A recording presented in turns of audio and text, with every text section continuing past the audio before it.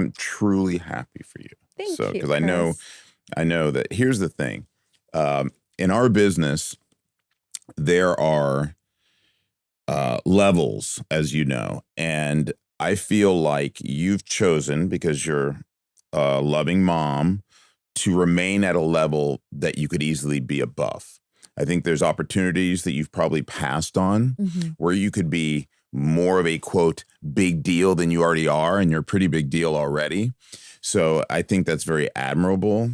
And I just think that, so for me to see you thrive in this way is pretty cool. So that's Thank pretty you, Chris. special. That means so much to me, especially coming from you. We've known each other a really long Yeah. time, Yeah. going on 11 years. Yeah. So welcome to the show. Thank you. What's awesome is that I texted you last night because you and I had talked about doing this for a few months now. Yes. But we left the date open. And I texted you last night or yesterday afternoon. I said, Chris, are you available to come in tomorrow morning? And you said, yeah, it's not short notice. Yeah. I mean, it's what we do, right? It's like breaking do. news. I mean, I was available and I was committed to doing your podcast, and I feel honored to have been asked. And so, yeah, absolutely. For you, anything. And one thing I want to say for your audience is that as someone who's known you for 11 years, you're obviously, I think of you look like a princess. Like you have the look of like a Disney princess, right? Really? But the cool thing is, to me, as beautiful as you are on the outside, I think you're as beautiful on the inside, and you're way more down to earth and approachable than I think people would think because of your beautiful exterior and that princess-like the way you carry yourself. You know what I mean? But when we talk about stuff, like whenever we're just, rapping in the newsroom, talking about life and our kids and all that kind of, our families, all that stuff. So I just think that I just think that it is so cool for me to be able to tell your audience how special you are as a overall person, and that I see that, and that it's just wonderful. So yes, happy to be here. Chris, thank you. No, oh my truth. gosh. It's the truth. That's honestly one of the nicest compliments, because it shows you that people see you. Right. And that's not a way that you're trying to perform to be seen. It's just who you are. Right. And for you to say that, it is really special, because we wake up really early in the morning. Even when we don't feel like it, we do what we do day in and day out. You've been doing this for a really long time. Yeah, since 91. How do you think, what do you think it takes for people to actually see us for who we are? Even though we're doing a job and there is a persona, there is a job to do, but what do you think it is about you that maybe people don't see in that way? Well, I think my friends, my personal friends know this. They'll say it in 2 seconds. It's what I do. It's not who I am. I love what I do. And I plan on doing it for a lot longer. I've been doing it for 34 years. Want to do it for another minimum 10, if I can squeeze 15, if this business still exists, in its current form 15 years from now. Right. I'd still like to be a part of it. I'm 55. I want to retire between 65 and, if I can get there, 70. So that's kind of my goal. So for me, when my daughters were younger, and for those who don't know, I have 2 sets of twin daughters. They're now young adults. They're 23 and 21. You're the ultimate girl dad. Yeah, I'm a complete girl dad. So in vitro fertilization for the first set, natural for the second set. But I used to coach track, and there would be people who had no idea what I did for a living. I was just the track coach, the youth track coach for my daughters for Storm Track Club. I live in Santa Clarita. And that's how they knew me. And then someone along the way would be like, hey, I had no idea you were the guy on the news, and da-da-da-da-da. And I'm like, yeah, because I wouldn't say anything about it. I'm there to help everyone's kids get better, including my own, And so I think that,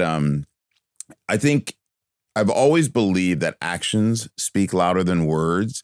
So when people see that I'm just a regular guy at Walmart, why in the world would I not be thankful and grateful for someone who wants to meet and just talk about life or some relatable experience that they've had? This is that old adage in business that if someone has a bad experience with your business, they're going to tell 50 people. If they have a good experience with your business, they might tell 5. It's the same when they meet us. We're representing our business. Exactly. So when people meet us, if you're a jerk, they're going to tell everyone, oh, I met that guy. He's a jerk. Right. And they're not going to watch. Exactly. And so, anyway, so I think that, I just think that it's all about being who you are, authentically who you are. And that's the good thing about KTLA is I've been at stations where they keep you in a box. They literally don't want you telling stories about your kids. They literally don't want you telling where you went for dinner and how great an experience you had. They literally just want you to be a certain way. And KTLA, the vulnerability. The vulnerability is the key. And they can see that you're just like them. And the most of the people we work with, they love their jobs, right? And so I think that's the thing, being authentic and proving that time and time again. And I think because we cover a lot of really serious stories, we've learned not to take ourselves too seriously and the job, the attention that comes with the job too seriously. And we are able to just really embrace in gratitude. 100%.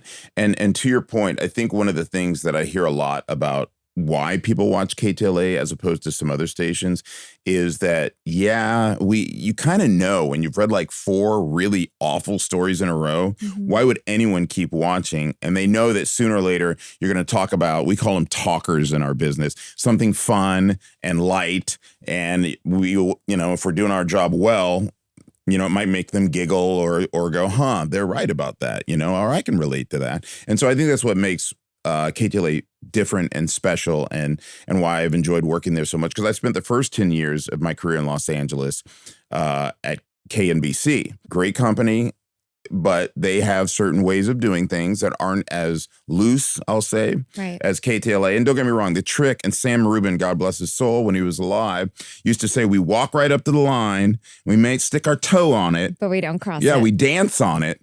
We might, kind of smile at the other side of the line, but the trick is not to cross it. There's been a few times where, especially when I first got there, I didn't quite realize where the line was. And so you're pushing those boundaries. Yeah, and so there was boundaries that, it was never like a fireable kind of thing, but it was more like a, slap on the wrist, don't do it again. This time you may have gotten away with it. Next time you might not, that kind of stuff. So anyway, that's what I love about KTLA. But by the way, I think we've kind of gotten away from some of the more really inventive, funny stuff that we used to do. But I guess that's just kind of the time we're in, maybe. I'm not sure. Yeah. What do you think is the hardest part about what we do? I think it's morphed. I think right now we're kind of taking a beating in the public eye. And I think that In what way? I think a lot of what we do, because you and I have been in the business long enough that we 15 years for me. Yeah. So, and for me, it's 34. And when I view it as a very noble profession. The way I view it as, we help inform the democracy that we all live in. And so for me, it's a noble profession. That's how I viewed it when I got in. I'm like the town crier. I love being able to tell the world, here's what's happening. Here's what's new. Like, I can't wait every day for the camera to go on and I get to say, there's breaking news here, or this is the latest in your world, or this or that, right? So the fact that we have now been labeled, in some cases, the enemy of the people. And so, but we've kind of been painted with a very broad brush. And I think you can attest, we don't walk in there going, let's mess over this politician or mess over that politician. We feel it more being reporters in the field because we have direct access to our viewers. Right. So people will come to us and will tell us about a story they're not happy about news. They immediately want to put you in one of 2 categories, left or right. Right. And it does take a lot of tact to stay away from that. But also at the same time, I can empathize with our audience because we went through everything they went through in the last 5, 6, 7 years. Exactly. So I would say in that way, it's become trickier to do our job. If anything, I don't mind accountability. I'm big on accountability. I think that you better dot your I's and cross your T's so that if you're questioned on something, you have a leg to stand on. So I don't mind accountability. I just don't, I'm not fond of, all the media is this and all the media is that. There's no such thing as the media. There's your media and my media. And your media might be different. You may enjoy this radio broadcast, this podcast, this particular news network. Another person might enjoy a different news network. Like you kind of alluded to, maybe they read a right-wing forum. Maybe they read a left-wing forum. And individuals have their own forms of media. And I don't begrudge anyone that. I just think that we all need to give each other grace because most people are in the middle. Most people agree on most things. Crime is bad. High taxes are bad. Like most people, when you really ask them, like, okay, forget labels. Just say, is this thing good or bad? Is having a strong military a good thing? Most people will go, yeah. And the other thing that's gotten hard about our job is, and I don't think the audience, or most people don't know our business, it's a business. When TV news was first, quote unquote, invented, it was truly to serve the public. You weren't making a lot of money in TV news, but then they figured out they could. And boy, oh boy, could they. So they're making, like, I don't know what the average is. And it's, to be fair, I know it's gone down from its heyday in probably the early 2000s or mid 2000s. But most reputable TV stations in Los Angeles make, well over $100 million a year. When I first got into the business, cable was fledgling. There was only CNN. Technically, when I got in the business, I'm not even sure that Fox News existed. Maybe it was coming online. Maybe it had been around for a year or two. But now there's a proliferation of cable news sources for people to choose from. The local news. People watch YouTube for news. Yeah, exactly. I mean, that's the other thing we're battling. Like young. We're battling new media. Gen Z gets their information from Instagram and TikTok and all of that. And so it's almost like the newspaper business, right? So people are like, very few people actually get a newspaper delivered anymore. So it's not that they went away, but they have the share of the pie for them got smaller. Right. And I think that's what's happening to us. Literally what's happening to us. Do you still have cable TV? No, I don't. Neither do I. Can you imagine? And guess where, And I could have never said that a year or two ago. Right? But now that I don't, it doesn't really bother me. It doesn't bother me. I have KTLA Plus app. If I want to watch our local news, I watch it on my phone. Right? See? So that's the other thing that's really happening in our business, in addition to how we've kind of been portrayed generally. Some people deserve it. Some people deserve to be called out. Absolutely. And when it happens on our station, we deserve to be called out for it. But in terms of generally, I think we do an honest, well-meaning attempt to tell the news. And then in addition to that, there's the financial pressures that are very real. Stations are making less money. Well, we have to understand the financial pressures because essentially it's what keeps it all afloat. Yes, exactly. So if we want a job, we have to understand that all these pieces have to come together, right? Yes. You're Exactly. a part of it. You're a part of this industry. 100%. And even if it's shrinking or if it's growing, we don't know what new platform is going to come out there and might take us, make us relevant for even longer. We don't know that. But it's staying consistent to the profession and to the job and to what you know and remaining a professional and understanding that you're part of a bigger picture. Exactly. And I think flexibility, sometimes we get set in our ways. And I think that one thing I've tried, I read the book, every year I read Who Moved My Cheese, which is basically about the nature of change. It's less than 100 pages. Who Moved My Cheese? Yeah, Who Moved My Cheese? It's about two mice. And long story short, they have to find new cheese to stay alive. So they have to go running through this maze to find new cheese. And one wants to, and the other one doesn't. The other one says, well, I got enough cheese here to last for a while. The other one's like, that's going to run out. I'm going to go find new cheese. And so the tale of it, the bottom line is, if you have to be prepared to change or you could die in the business you're in. And I think that's one of the things that, some of our colleagues get, some of them don't. And I think that they think, you can't feel entitled and hold on to the way things were. You have to morph into the way things are becoming. To move with the current. 100%. And that's why, when they ask for stuff, absolutely. What do you need? And our old boss, Jason Ball, who you've had as a guest, right? Yes. He was I can say past tense because he's no longer a news director, but he was an amazing news director. And one of the things that he really did was protect his people. He would like the early team that I'm a part of, we have a great shift.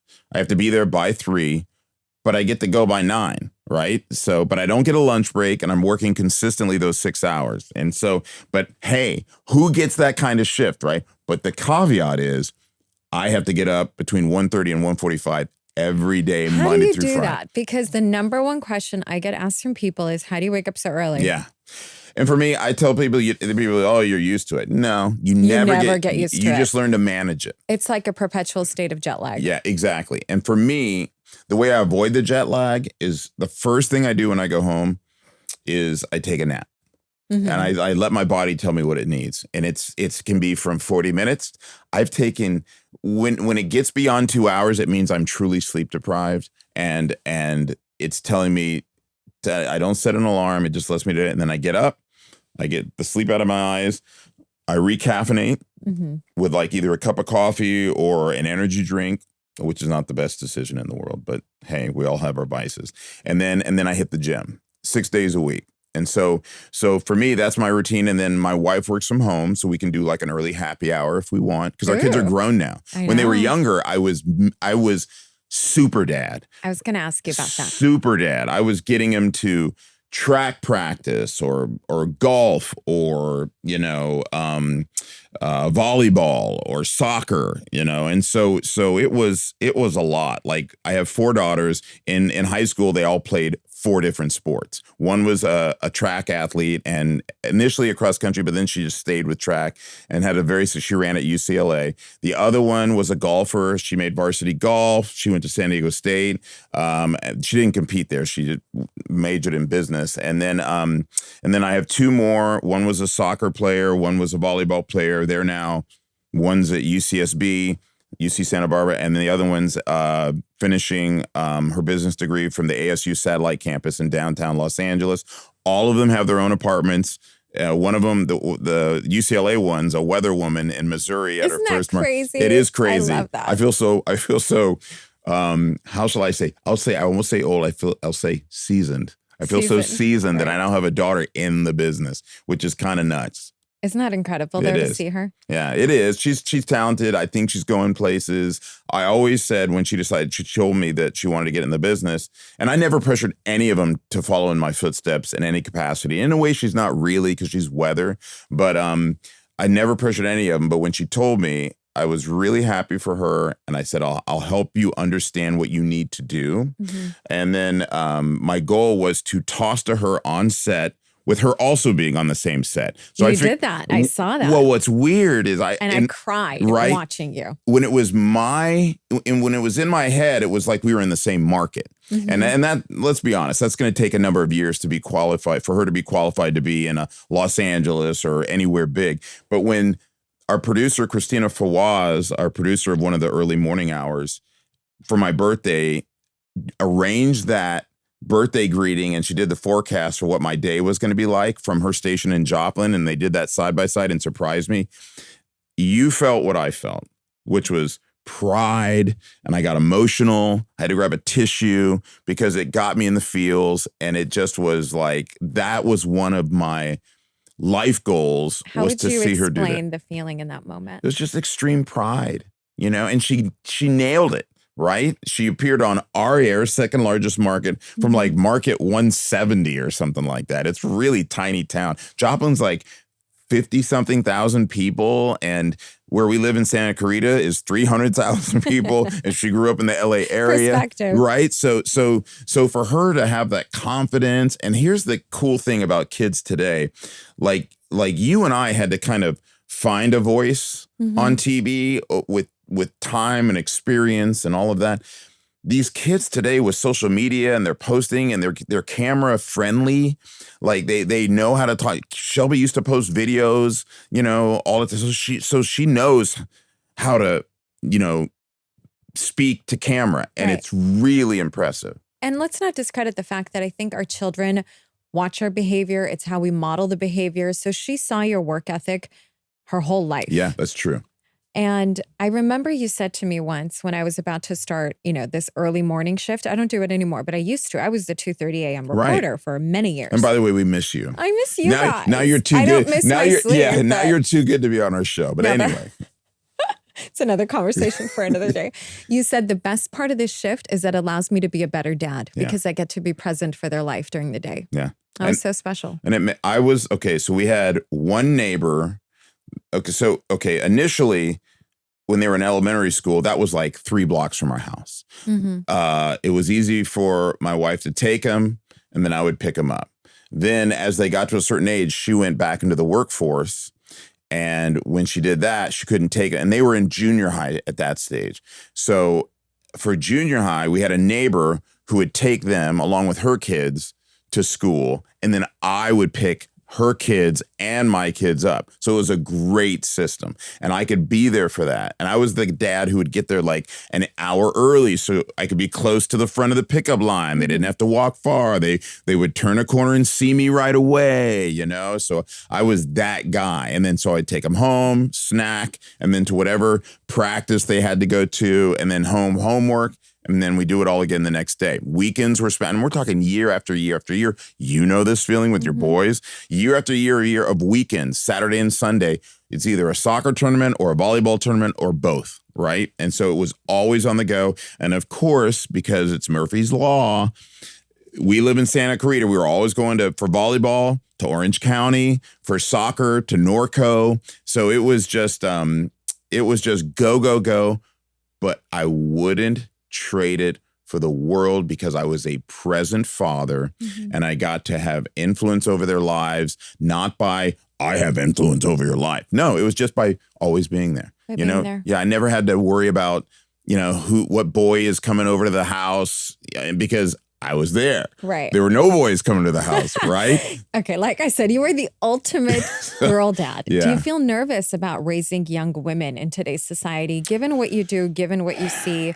All the bad headlines every day. You know what? It's weird because I feel like just in the time that my daughters are now young adults, and let me, I'm proud to say, and it's not a brag or anything, they're thriving, right? So they're all doing so well in what they have chosen to do with their lives. They are going to be, and this is all I think any parent can ask for, productive members of society, right? They are going to add to the human experience in America. And I just think that that's all you can really ask for, is that they are going to have the opportunity to live as happy a life as they choose to live and do whatever they want to work for. And they are workers. I mean, even in high school and especially in college, I would give them enough so that they could get by.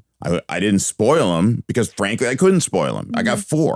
I didn't even have 1 or 2. I had 4. So whatever discretionary income I had for them had to be, they were getting by, but all of them went out and got jobs of one kind. Like the 2 that are in school right now. So the older 2 that are out of school, they have jobs. They're gainfully employed. One's in human resources, as we talked about. One's a weather woman. But even the ones that are still in school, the one at UCSB who's pre-law already works at a law firm. Right? She's a legal assistant in Santa Barbara at a law firm there. And then the other one, she's an assistant buyer for Way Beauty Products, already has a full-time job and goes to school. So they're hustlers, right? And if you ask me how I did it, I don't really have a direct answer, but I will say I was a football player in high school, wasn't good enough to really play on any high level in college, so I left it behind. But I will say the sports angle, the team sports, the competitiveness of it, the working hard for someone besides yourself, you don't want to let your teammates down, and that applies to your work ethic. Makes you a better player in life. Exactly. Well said. So like, even since they've become young adults, I feel like the game of raising, I know girls, I know young women. I feel like even that's changed. Like even social media has morphed into something even more potentially sinister than it was even when they were growing up. I think I just read something yesterday that you shouldn't give your kid a phone before the age of 13. My kids had them at 10, right? And I found them to be useful. Like, hey, I'm running late, but I'll be there right when you finish practice. So if you look for me, just know that I'll be there when you finish. My son and I text too, because I don't see them every day. First of all, every parent should do what's best for them and what they feel is right. And the kids will be okay. They're not going to be pariahs if they don't get a phone either ever or later. When it's important enough, they'll get it. The best thing you can do, and you touched on it, is model a certain behavior. But in addition to that, just be present. Just be there. So how was school? It was okay. What was okay about it? You got to follow up, right? Like a journalist, you got to follow Right. what was okay about it? Well, Keep Spanish wasn't great today. Questions. Yeah. Keep prying. Exactly. Yeah, I do that with my boys. Yeah. You're an incredible dad. You're very kind. Where was that behavior modeled to you? I'm adopted, but Tell us about that story. Okay, so I was born in St. Petersburg, Florida. And some of this detail I wouldn't learn until later in life when I found my biological mother and my biological father's family. So, but I'll get to that. I was born in St. Petersburg, Florida, in a Catholic orphanage, or at a hospital, but then placed in a Catholic orphanage. And at 3 months, my mom, my adoptive mother, but to me, she's my mom, who's still with us. She's 85. She and my dad were looking to adopt someone. And they already had one child, and they were looking to and they would go on to have 2 more children. But I was like one of the middle kids, and these are white parents in 1970. So it wasn't like, it was taboo, super too. progressive LA where, hey, no, this was the South in 1970. And back then it was pretty much unheard of for a white family to adopt a black child. Now, I'm biracial. My mom is Italian and my dad was black. And so they did. My mom said that my older brother was like running through the orphanage and almost like a puppy. He was like this one, and they like what they saw, I guess. I don't know. I mean, I'm not trying to diminish how the process worked, but that's kind of how she described it. And then that was put in their foster care, officially adopted at 1 year, raised in Florida to a point. Then we moved to Boulder, Colorado.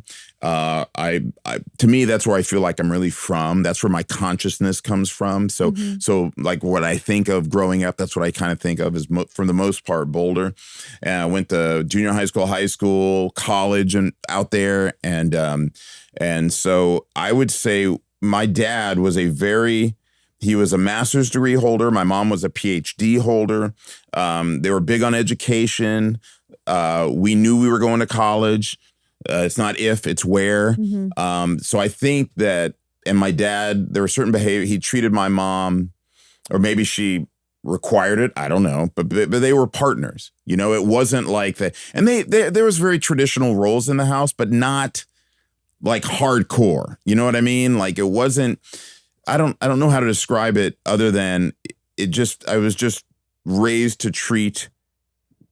I mean, it wasn't even expressed. It was just demonstrated that my wife would be my partner and that my daughter, I do remember this, when my wife and I started having children, my dad said to me, "You're having girls. Anything you would do with a boy, do with them." He was a physicist. Great advice. Right? He was like, if they want to play video games, let them play video games. If they want to do anything that you think is a boy thing, let them do it. Like if I had to pinpoint what it is, I'm not sure, other than he was just a very open-minded person. And so for me, I will say this. My mom said, "I knew you'd be married by 25. I was married at 24. And I think it's because I can see that. Right? I can I think see that. And I was like, and I think I bet her at like 20 or 21. I'm like, no way. I was engaged at 23, married at 24. I'm 55, been married 31 years. Now that I'm really doing the psychoanalyst, a self-analysis of it, I knew I always wanted a family of my own. As an adoptee, I always wanted a family of my own. And I knew that I was going to be an engaged dad, and I was going to be the best dad I can be. And I can name some mistakes, where I've lost my cool and went from 0 to 100, and I regret, maybe a really harsh tone I may have used, but I can count those times on like 2 or 3 fingers, right? And I think that's where I have to give myself grace, because it's hard to find a parent who's never snapped at a kid. You know what I mean? Yesterday. Yeah. See? So, and later you're like, oh, I wish I could have handled that better. Just knowing that I always wanted to have a family. Now, I wasn't trying for 4. So in vitro fertilization, I get the first 2, and then the second 2, twins again. Yeah. Without any drugs, without any shots, without any help, nothing. It's God's will. Yeah. Right. So I'm adopted, in Florida, moved to Colorado. I start out of my career. I'm a reporter in Traverse City, Michigan, was my first job in 1991. Then I get hired in the bigger city of Mobile, Alabama, in 1992. Population 2,000. Right, which is where I met my wife. And then I got a job offer in Greenville, Spartanburg, South Carolina, and they offered me a morning anchor position. And I asked my then girlfriend if she would come with me, and this is smart. I'm looking right at the camera. Ladies, this is what she said to me. She goes, "I'm not going anywhere without a ring." Whoa. Smart.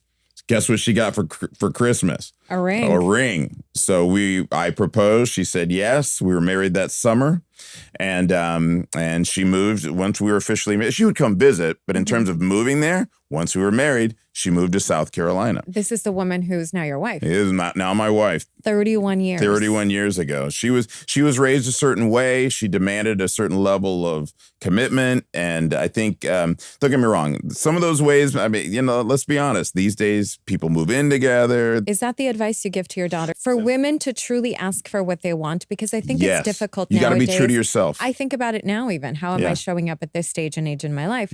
But to have young women as daughters now, 4 of them, what's the advice you give them or the advice your wife would give them in terms of asking for what you want, setting your standards, setting your boundaries, and speaking up? There's a few things. There's some, and I don't think she's going to mind me telling this story. My wife made me wait, if you know what I mean. And my friends were making fun of me, but I was in love, and I was like, when you want something, what is that?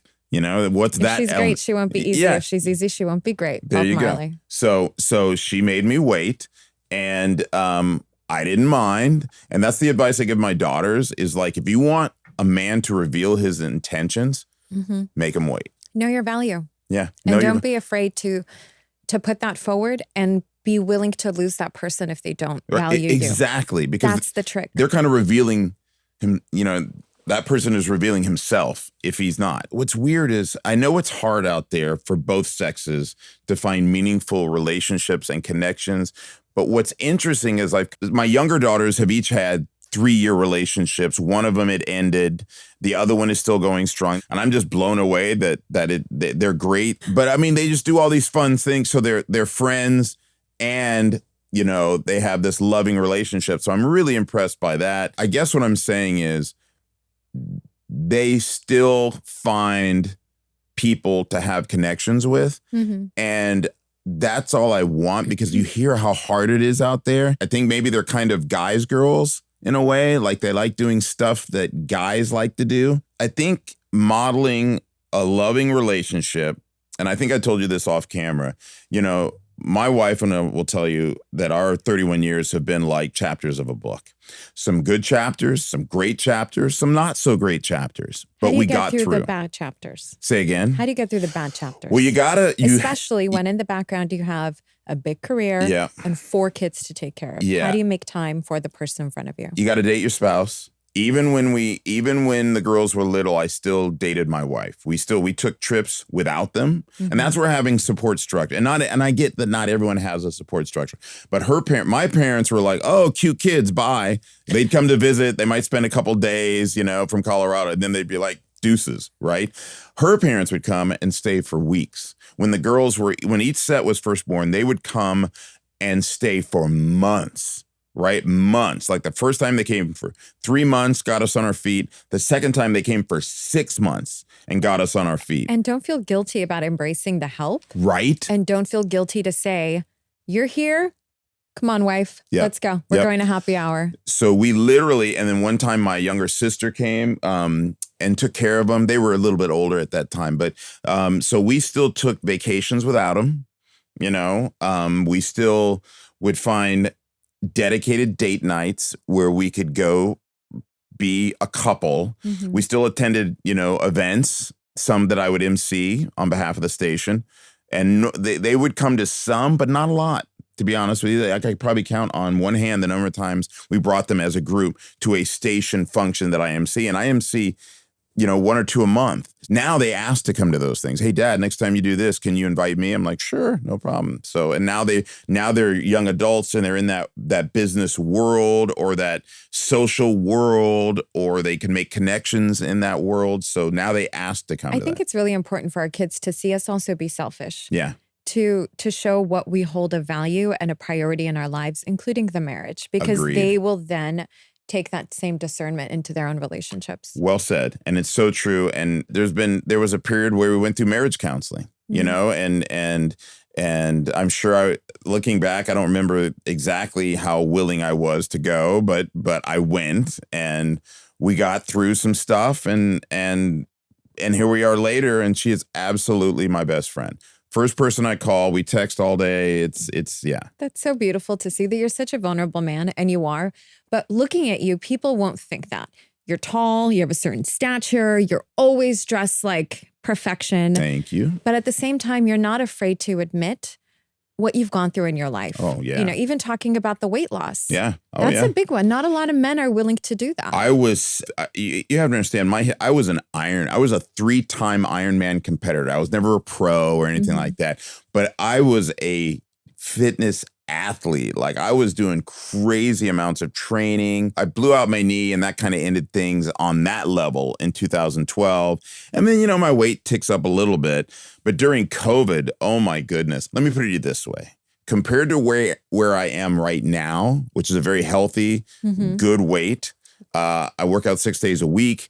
I was not working out hardly at all, and I was 70 pounds heavier than I am right now. Wow. And so that's why when I see people who may not be as healthy as they could be, a lot of grace, but I also know that there might be someone else inside of them that would like to get out. And I know it's very possible. And I don't care if you do Ozempic or a gastric sleeve or whatever it takes, take charge of your life and do it for you. What did it for me was my wife saying, we need you around. And if you keep up this behavior, you're not going to be around. What procedure did you have done? This is the first time I'm going to tell this to anybody. Really? I've never told anybody this publicly. Okay. So I had a gastric sleeve, which is where they go in laparoscopically, cut your stomach in half, pull that half that they're getting rid of out, and then first they staple it, then they cut and remove the half you're not going to use. Why do you think it's important for people to know, you know, that you did do something like that we all at some point in our lives will resort to something outside of us because we need the help. Right. And there's no shame in that. So when I got heavy enough, not intentionally, just because, hey, you know, let me put it this way. The food that I would eat in one meal is probably what I would eat in a day now, like in total. And when I got to a certain weight, it was covered by insurance because it's a very expensive procedure, but it was done at Cedars. And that here's the thing, that will help you lose a lot of weight in a relatively fast period of time, but you can still stretch your stomach, believe it or not, back out to almost a similar point if you start overeating and all that kind of stuff. And it'd be almost impossible to do it right away, but over time, so you have to hold yourself accountable. Yeah, you have to hold yourself accountable. You have to do the things they tell you to do. Like, I don't drink a lot of soda. Soda stretches the stomach and, you know, things you don't really think about. But when you go through the procedure, you have to go through a psych eval. You have to go through classes on how you're going to have to eat. You have to go through all these different tests to even get this procedure and have it covered by insurance. Was it hard on you psychologically? No, I couldn't wait. I couldn't wait because I saw results from other people, because there'd be people walking through the office who were there for their checkup and stuff like that. So that, you know, people might think I did Ozempic or stuff like that. This was before Ozempic even came out. Yeah, this is way before. Yeah, it was before. And in December, it'll be 3 years since I had the procedure. So, wow. Yeah. And here's what it did for me. It got the weight off to a point where I could then start attacking my health again. When you're as heavy as I was, and I'll say this, I don't mind sharing. I was pushing 300 pounds, right? And my co-anchor Megan, she's so sweet. She's like, well, you hit it well. And I'm like, maybe I did, maybe I did. You did hide it well. You're very kind. Because I think it showed a little bit in your face. Yes, absolutely. But you know, a guy in a suit, you can hide it pretty well, and you're sitting behind a desk. So it's incredible, because those are the things the audience never realizes, that you being this confident, assertive anchor man, #1 morning show, but you're also struggling with something people don't see. You have your own insecurities. Just threw me for a loop. This is what they told us to do during COVID, because remember, we all were learning how to handle it, and it was on the go. So come in, go to makeup, no more than 1 or 2 people in the entire makeup room at a time, get your makeup done or do your makeup, get on the desk, go home. So I was home by like 7:30 at the latest. well, what do I do but now? You're staying home. Yeah. And right, the gyms were closed. So I did have like an elliptical, and I think I may have had a treadmill, but I had bands. Didn't really have any weights. Who wanted to work out at that time? Yeah. So it was, I might as well have a Bloody Mary, or I might as well eat. I'm going to eat again. Bored. I never had so much wine in my life than during those months. But I also had a newborn at home. I was leaving to go to work. You don't know where you're bringing back home. All I was doing was cooking because that's all you can do. Yeah. And just creating this like warm little bubble at home. But it's so lost. It's so easy to get lost in that bubble and to lose yourself in that bubble. Yeah, exactly. And it, man, did it get me. And so, and my wife would, talk to me about it. And I would say, I'm an Iron Man. I know what to do to get in shape and lose weight and blah, blah, blah. But I would later learn from my doctor who did the surgery at Cedars that he said you would not have been able to do this yourself. Your brain would have let you lose maybe 20 pounds. And then after that, you would have plateaued. You would have thought you were doing something. You would have relaxed on your eating. I've seen it a million times. And then you gain everything back, maybe a little more. And he goes, you couldn't have gotten where we got you on your own. I love that honesty because it is really hard. Yeah. And I think with pills, shots like Ozempic and other weight loss modalities, it really takes the stress out of losing weight. So you can now focus on changing your habits in order to sustain it long term. And I'm a fan of anything anyone can do to get there. Mine was pretty extreme. But it helps that you're so honest about it because there are people who are in the public that do lose a lot of weight and then they set this unrealistic expectation for everyone else. And then, people get down on themselves thinking, why can't I do it? She did it. Yeah. He did it. He lost 100 pounds. I can't even lose 10. Right. But to say, look, I had some help. Yeah. And there's no big deal. I had a lot of help. In admitting that. Yeah. And thank you for saying that. And I hope someone, if they see this, they realize that who cares how you get there? You got there. You know what I mean? But the one thing I will say, once you get there, stay there. Get into the gym. Do some things. You'll once you get there, you're never gonna want to go back. Like I remember Henry's like, "Did you keep your fat suits?" I'm like, "Nope, they're gone. They're all gone." My wife couldn't wait to ask me if I was going to keep them, and I'm like, "Nope, they're all gone." Some of them to a point I could bring in, but after a while, you lose enough weight you can't even bring them in anymore. It makes the suit weird. So I got rid of all my quote unquote fat suits. And maybe that's a bad word these days, but my plus size suits, if you will, my big suits, gone. They're not even in my closet. What's cool though, is I did keep some of my suits from my Ironman days and they were still in style, nothing crazy, 2-button. And it was fun getting into suits that I hadn't been able to wear since I was like around 205, 207, something like that. And so it was just cool to be able to get into suits like that. So yeah, that was fun. It's almost like dressing for the job you want, and you have to make space for that new self to come through. Yep. I do the same thing now. I'm cleaning out my closet of all my old clothes because I've gone through a big transition tour over the last few years. And it's like, if this is what I want to be, I'm going to keep these clothes and I'm going to get into this energy so I could be this person. Looking at where you are now in your life, you've raised your daughters, you have a beautiful marriage, great career. How do you see yourself transitioning into the next phase of who Chris is? Well, that's a great question because I'm still trying to kind of figure that out without getting into too much detail. I think my wife's looking at maybe starting a business. And so for me, I just want to do this job as long as they'll have me. And I want to be deserving of having that job. And so yes, I try to say yes as much as I can, rarely say no to anything the station asks me to. And if it's no, it's a very good reason why there's a no. And it's a reason that's obvious. I can't even remember the last time I said no to anything. So I want to be there a long time, as long as they'll have me. I think that for me, and this will be fast, we just moved into a 55 plus community. We just bought a brand new home in a 55 plus community. 55 is not what it used to be. I know, right? But what's crazy about it is it's super active. The gym initially because they're still building out the subdivision. So because it's dating men in their 50s, Chris. This is not old. But no, I'm not saying it's old, but you can't have young kids in this community. They can visit. grandma and grandpa or whatever. But so we really, like my wife, we just bought it. So my wife, because we keep downsizing because the girls are all out of the house. They come visit on a regular basis. But in terms of like living there, they don't live there anymore. So we were like, let's think ahead as to how we want this next season of our lives to play out. So we bought in a 55 plus community. It's gated. It's great. It's like a clubhouse feel, resorty kind of feel. So who would have thought, right? But here's the crazy part. So many people in there are younger like us.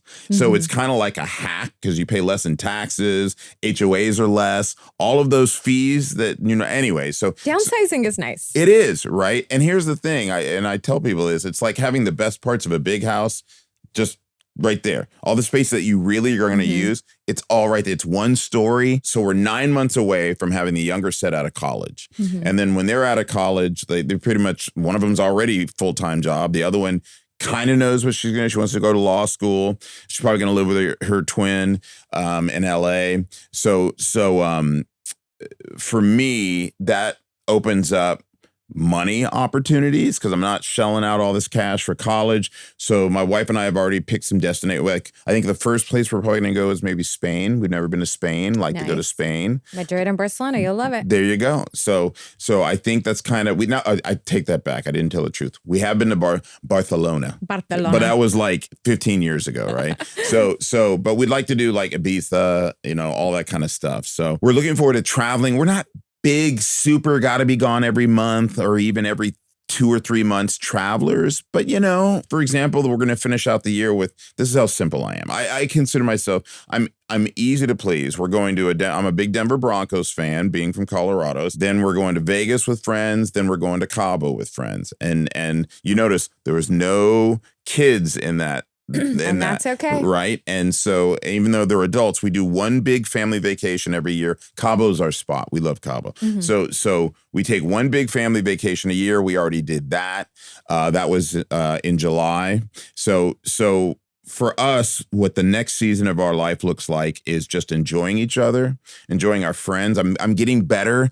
I don't like lunch so much, but I'm actually starting to do it like with my friend group every 2 weeks to a month, kind of thing. So I'm actually doing lunch with my friend. And I'm not a do lunch kind of guy. I think it's the biggest waste of time for me, right? Because it really disrupts my day, especially if I need to work out because I don't want to have a heavy stomach. So just enjoying our friends more, traveling more, down the road, 5 or 10 years, I'd like to meet my grandkids, that kind of thing, not in a rush for that. So that's what I see how things playing out.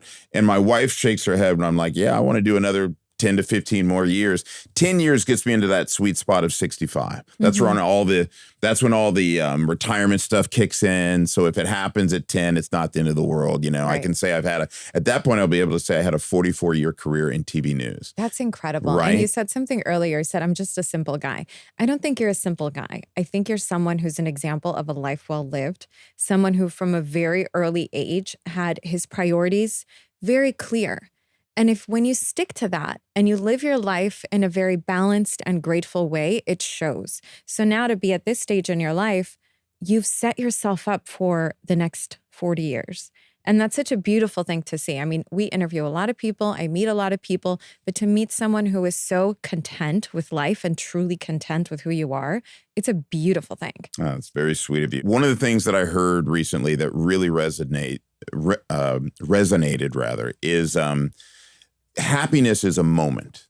Contentment is where you want to be. So because you can be unhappy in one moment, happy in another, but when you're content, you found your place. And and content doesn't mean I don't want more for myself. It just means that if I don't get more for myself, I have enough. And that's something we learn in this business too. It's the bounce back rate, which can be applied to life, right? It's not being happy every single day. It's by saying, I'm happy today, I'm going to be sad tomorrow. But generally speaking, this is my baseline. Yes. And I think with news, because it's the same thing every day, and we all mess up. Yes. All the time. Yep. But it's the bounce back rate. Yep. It's how well you show up the next day and the next day and the next day. And it's consistency, really, right? Consistency, I will be the first to say, I'm not the smartest guy in the room.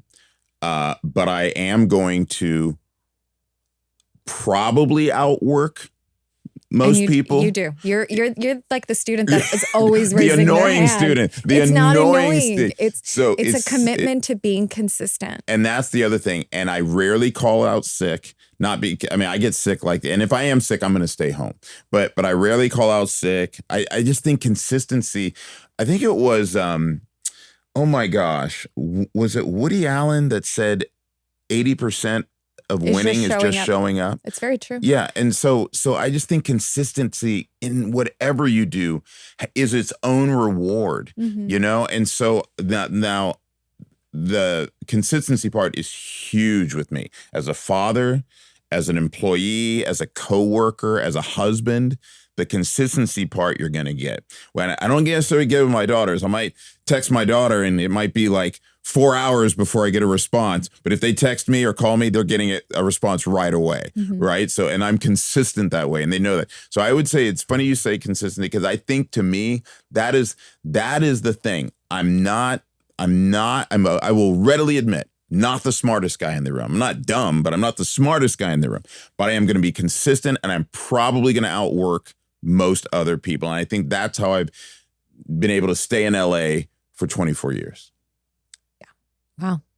No, it's very true. It really is. It's showing up every day. And that's what Carrie Brace, our assistant news director, said to me when I switched over to the morning show. She said the hardest part is just waking up for the job. Right. And it's true, because when you commit to showing up every day and you commit to keeping an open mind to learning that you're not going to be perfect every day, but you're going to be conscious of what you're doing, the confidence comes. And the job just gets easier because you innately just get better at it through practice and through every day just doing something over and over, the repetition. And then before you know it, 24 years have passed. Yeah. And here you are at the top of your game, but it doesn't feel like work. I'm hungry. Because at least you came and you showed up and you kept your seat at the table. I'm still hungry. That's the other thing. I'm always pitching new ideas for the station. What are you hungry for yourself? If there's one thing you want to achieve before you reach that sweet age of 65. I want the station to really embrace the new media thing. Like this podcast, congrats to you on its success. But I wish it had been done through the station. Like if I wish we would create like a lab where every talent could come in and say, this is my idea. What do you think, boss? And they say, you know what? Who knows? But let's give it a whirl. We're going to give you XYZ on the KTLA Plus app and see where it goes. This could easily be on the KTLA Plus app. Seriously. Maybe you can pitch it. Yeah, right? So I just think there's so many ideas, and I get it. Everything costs money, and that's the problem, is that you have to really, it would be a risk. And if you're possibly taking away from the bottom line of your station, let's say these certain things don't work and it costs you XYZ money, and all of a sudden you're not hitting your targets and your budget. Everything is trial and error. And to your point, I think, yes, that would be great because it keeps us incentivized in staying in this business for the long run. Yes. And I certainly, I'm 39, I'm going to be working for a while. And so I would love to see more avenues of how we can expand and to take our skill set and say, I can push myself to do more, because that's what keeps us motivated when we know we have room to push ourselves and to grow. Exactly. And I think that, and by the way, it's not just our station. It's every state. Most companies. Yeah, they're afraid to try something new. Thank you. And they don't and they're afraid to share. Like, what if this podcast was on KTLA and it killed, and there were advertisements lining up out the door, and you said, well, I want a piece of that action. You know what I mean? Like that, to me, that's a positive thing, right? Like, yeah, I'm happy to give you, XYZ amount for this hard work that you do that people seem to really enjoy. And then here's a thought. What if it's so good it goes national? You know what I mean? Like that's the way I think. Those are the kind of ideas I bring, and I don't know. I get it. It's not what we supposedly do, but I think that way of thinking is over. You have to treat your talent and everyone in the newsroom as opportunities. What idea do you have that I know I'm the big boss, but hey, let's hear what you got. I'm not infallible. You know what I mean? Let's share some ideas. And I'm so glad that this podcast is video too, because people get to see the enthusiasm in your face. Yeah. You are so that guy. You were so excited. But it's so beautiful to see. Yeah. What do you think gives you that childlike wonder. Even now, being in a business that I'm sorry to say really can jade a lot of people. Yeah. How do you keep that sense of openness? News was, okay, two things because of exactly where I work. If it wasn't KTLA and the vulnerability that you're allowed to share on air, where for me, going into work every day is fun. It's not hard. And I love my teammates. So blessed to have Megan and Henry and Ginger as my teammates, and Rich DeMuro. They're the best. Yeah. And Melvin is awesome. When Sam was alive, I was working with a legend. And here's the thing. There's a phrase, you don't realize that you're working in the good old days until they're over. I know. I knew we were in the good old days. I said as much at one of the Christmas parties back in 2019 when I got up the mic and I told everyone, appreciate the people around you, appreciate this moment. We are literally living the good old days. We are. And one day we'll look back at these as the good old days. You know what I mean? That's why you have to be present in the moment, wherever you are, be grounded in it. Because again, you never know. And when I think back to you said Sam touched so many people. I mean, Brilliant. I cried so hard when he died. And our audience cried with us, because, I mean, just looking at my perspective, right? I grew up watching this man as an immigrant little kid whose parents didn't speak English, but this person spoke to me every day. Yeah. And then I sat next to him and anchored, a show that I grew up watching. Those moments, I mean, it's iconic. Yeah. And I will forever, regardless of what happens to this business or to my job or to me, whatever, those moments are special because it's part of your soul and it's part of just, you can't take it back. And the thing about Sam that was so wonderful about Sam, I think most people would agree he was the best writer in the building. He was eloquent. He was creative. He was well-read, well-versed. And he was also a champion for other people, selflessly. Very much so. So if you had something that was cool or going on this cool, he would go on air and talk about, hey, did you know Alina was doing this? Because it was never about him. Right. He made it about, he found the little moments of truth. Yep. And he amplified it. And what I loved about him truly is that he raised the bar, he set the bar high and he knew the audience was going to get it. Yep. He didn't try to downplay anything or to dumb it down. He showed up with a certain, elegance and eloquence and the way he talked shop about his industry.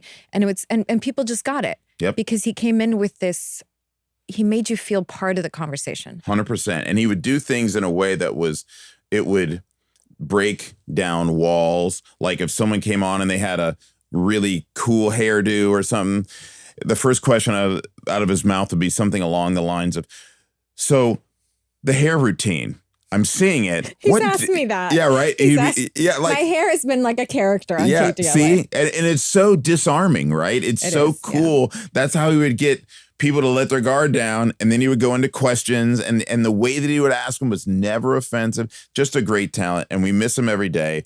And there's a phrase that everyone can be replaced, but truly, Sam was such a unique talent. And what I don't think people realize, he was our de facto leader at KT in the morning anyway, at KTLA 5. If he took something to the bosses, they listened.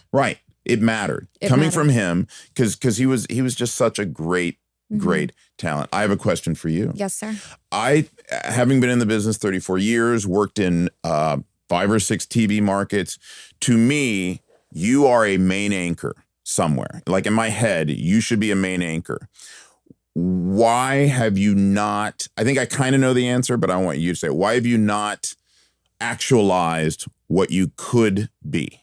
I'm waiting for you to retire. Yeah. Well, I'm not a main anchor. Kidding. I'm an early morning anchor. I'm talking like the face of a station, or like a bigger presence or a bigger opportunity. See, you see that in me. I'm not sure I see that in me. That's nuts. That is nuts. Why do you see that? Because you're talented. Here's the other thing people don't realize. You are tough. Like we've talked how you grew up, some of the things you overcame. Like I just think that you have the mettle to be more.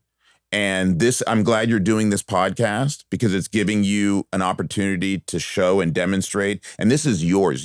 This is you. Yeah. Right. This is all about you. And that's good. It's great that you get to use your connections to get people to come on and cool like that. But it's really about Like this is your show. Yeah. And I'm glad you have your show because it's allowing you to, you're not dulling your shine for anybody. And I applaud that. I know how difficult a podcast is. So, but I think and here's the thing, I think you've made decisions to put other people first. Yes. And that's admirable. And I think that your kids will approach an age where they don't need you as much in that way. And I think that you'll be able to, because you still look like you're 22. So my point is that if that is, and here's the thing, the business is changing so fast, maybe that's not even something people like. If I wasn't already where I am right now, would I really be? Or like before I became a broadcast journalism major, I was pre-law. Right. If I had to start all over again in today's world, would I even do law or news or, because with AI, law's changing. Yeah, so. I think now more than ever, we have to understand that the only constant in life is change. Right. Whether we're saying goodbye to someone beautiful like Sam Rubin, or we have to see ourselves in different roles in order to embrace how life is changing in front of us. I love the idea of being a main anchor. I would love to, genuinely. When I fill an anchor, and I've done so for so many years, I love it. Yeah. I feel the energy and I feel that this is what I should do next. Yeah. I also honor and respect, choices that happen behind the scenes. And maybe that opportunity will come. Right. I will dive into it head first with so much gratitude. Will I move out of LA to make that happen? Probably not. See? That's the thing. I've done that already. Yeah. I spent 5 years away. Yeah. And San Luis Obispo, right? San Luis Obispo, Fresno, and San Diego. So I paid my dues in that respect. But to be a main anchor, I would have to, let's say, go to Miami or Dallas to start there and then come back. I have children. Yeah. And so their life and uprooting their life is now a higher priority for me than seeing myself as a main anchor, because so much of that is tied to not only just self-fulfillment, but there is some sort of ego to it, right? You want to see yourself at the finish line of this industry. And and that is really like the highest honor in this business, is to be a main anchor. Right. Who knows? Yeah. I will embrace life as it comes to me. And I think that I've embraced so much surrender to just trusting God's plan. I'm going to show up every day. Yeah. I'm going to be committed. Yeah. I'm going to be consistent. I'm going to have an open attitude, not let the rejection, because it's happened. I've been rejected for certain positions, and not let the rejection hurt you, and just say, it's going to be fine. Yeah. We'll take it as it comes. Right. So I would love to, but who knows? I think you nailed it. The fact that you feel like you need to be in LA, and I get that. I really do. Because, and you know this, there's no right way to get there, right? I mean, there's people that follow a more traditional path where they start in this small market. Like here's the thing. I never said I want to work in LA.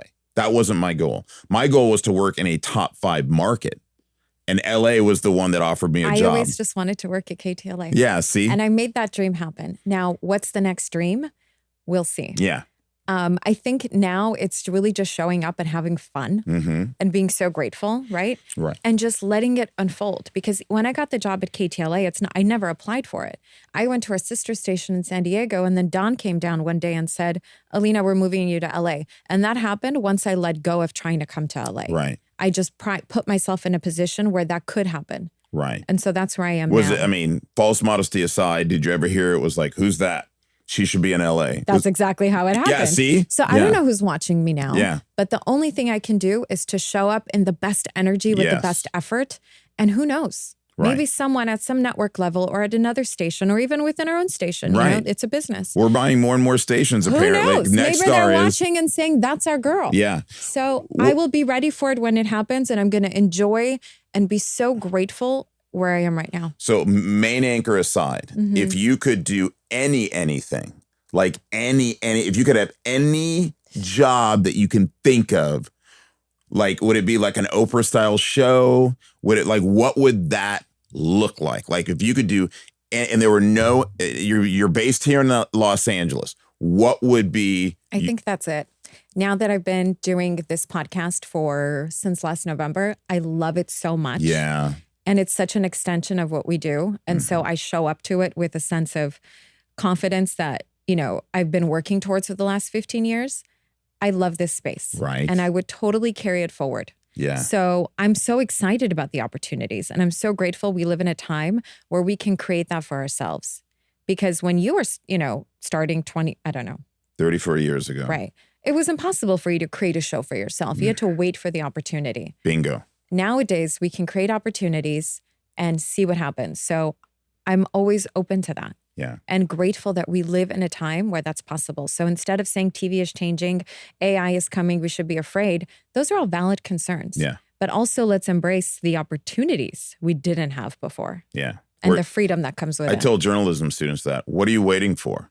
Well, no, you can start your own YouTube channel tomorrow. Mm-hmm. There's nothing to stop you from reading, buying, and it's the cost of all this has come so far down to create your own YouTube channel of such and such news, such and such student news, and start getting good on your own like today. Yeah. So that you're so right. You can create your own world, and with YouTube and here's the thing, I don't even have to tell them that anymore. And fewer and fewer people want to do what we do because let's be honest, it doesn't pay very well, especially at the lower levels. I mean, like, my daughter in Missouri, if I told you what she made, I know because I made it. Yeah, yeah. At some well, point. you would make more working at Burger King in California than you do as a UCLA degree holder doing weather Monday through Friday at her station. Not her station's fault. That's the pay scale. Yeah. And that I'm not knocking it. I am super grateful that she landed where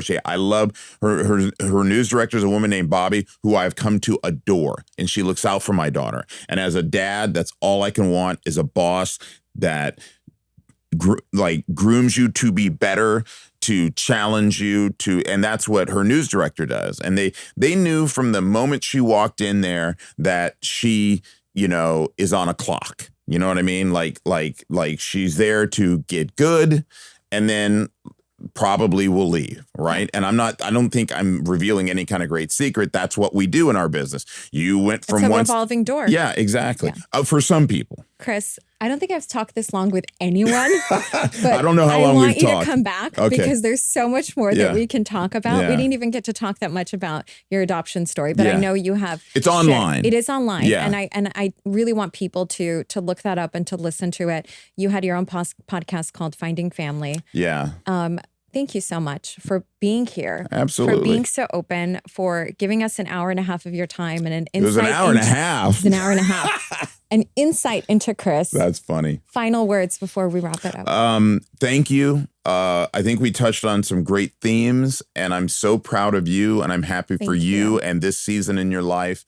I see you shining. You know what I mean? And I think that makes my heart happy. As a fellow parent, makes my heart happy. As a girl dad, and we're colleagues, we don't have that type of dynamic, but it truly makes me so happy to hear that. Someone that has seen me grow up, it touches my heart. And you're not done. You're just getting started. But thank you. Yeah, absolutely. Thank you so much for tuning in to Breaking Through with Alina Obervian. For our community to grow, please like and share, and also leave a review on this episode. Of course, you can find me on social media and let me know what you'd like to talk about in future episodes. Nothing is off limits, so let's have some fun.